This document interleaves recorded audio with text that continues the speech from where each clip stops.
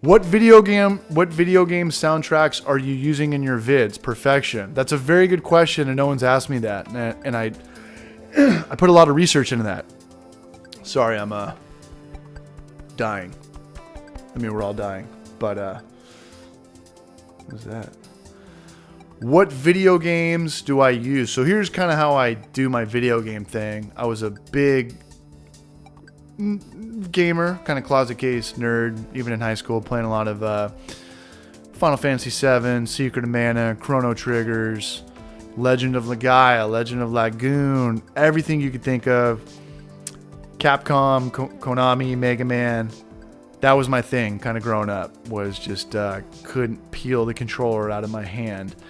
And a lot of the music that I listen to is, there's a lot of people that do cosplay or cosplay, and they'll just have a violin and they'll shred some Zelda song or some Final Fantasy VI song that's better than the actual original, which isn't tough to do when it's Altered Beast, when it's 8-bit or 16-bit. But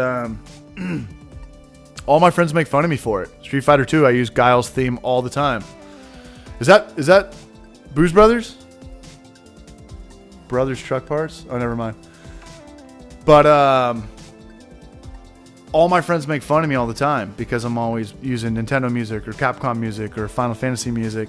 And if you think about the guys that were the composers, that these guys from the Juilliards of Tokyo that wrote the soundtracks for these games, they're some of the most brilliant musicians in the world. But when you put it with Nintendo, 35 years old, you're going to make fun of your friend for it.